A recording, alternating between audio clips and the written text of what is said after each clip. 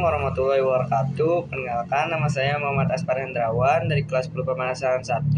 Saya absen 14. Di sini saya ingin menceritakan tentang teks hikayat Bayan Budiman. Sebermula ada saudagar di negara Azam, Khojan Mubarok namanya.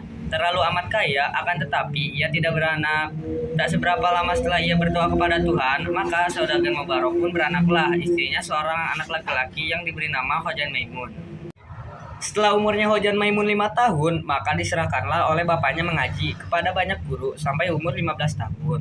Ia dipinangkan dengan anak saudagar yang kaya, amat elok parasnya, namanya Bibi Zainab. Hatta beberapa lamanya Khojan Maimun beristri itu. Ia membeli seorang burung bayan jantan. Maka beberapa di antara itu ia juga membeli seekor tiung betina. Lalu dibawanya ke rumah dan ditaruhnya hampir sangkaran bayan juga. Pada suatu hari Khojan Maimun tertarik akan perniagaan di laut.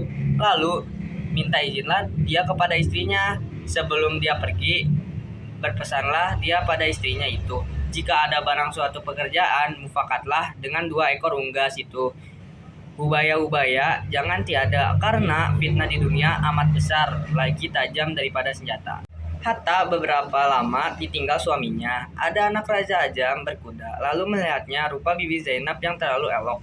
Berkencanlah mereka untuk bertemu melalui seorang perempuan tua. Maka pada suatu malam, pamitlah Bibi Zainab kepada burung tiung itu, hendak menemui anak raja itu, maka bernasihatlah tentang perbuatannya yang melanggar aturan Allah Subhanahu wa taala.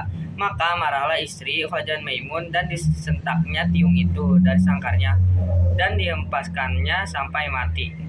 Lalu Bibi Zainab pun pergi mendapatkan Bayan yang sedang berpura-pura tidur. Maka Bayan pun berpura-pura terkejut dan mendengar kehendak hati Bibi Zainab pergi mendapatkan anak raja. Maka Bayan pun berpikir, bila ia menjawab seperti tiung, maka ia juga akan binasa. Setelah ia sudah berpikir demikian itu, maka ujarnya, "Aduhai Siti yang baik paras, pergilah dengan segeranya mendapatkan anak raja itu. Apapun hamba ini, haraplah Tuan, jikalau jahat sekalipun pekerjaan Tuan, insya Allah di atas kepala hambalah menanggungnya. Baiklah Tuan, sekarang pergi, karena sudah dinanti anak raja itu. Apatah dicari oleh segala manusia di dunia ini selain martabat, kesabaran, dan kekayaan. Adapun akan hamba Tuan ini adalah seperti hikayat seekor unggas bayan yang dicabut bulunya oleh tuannya, seorang istri saudagar. Maka berkeinginanlah istri Khojan Maimun untuk mendengarkan cerita tersebut. Maka Bayan pun bercerita kepada Bibi Zainab dengan maksud agar ia dapat memperlihatkan perempuan itu. Bibi Zainab dengan maksud agar ia dapat memperlalaikan perempuan itu. Hatta setiap malam Bibi Zainab yang selalu ingin mendapatkan anak raja itu dan setiap berpamitan dengan Bayan. Maka diberilah ia cerita-cerita hingga sampai 24 kisah dan 24 malam burung tersebut bercerita hingga akhirnya Bibi Zainab pun insaf terhadap perbuatannya dan menunggu suaminya Khojan Maimun pulang dari rantauannya. Burung Bayan tidak melarang, malah dia menyuruh Bibi Zainab meneruskan rancangannya itu.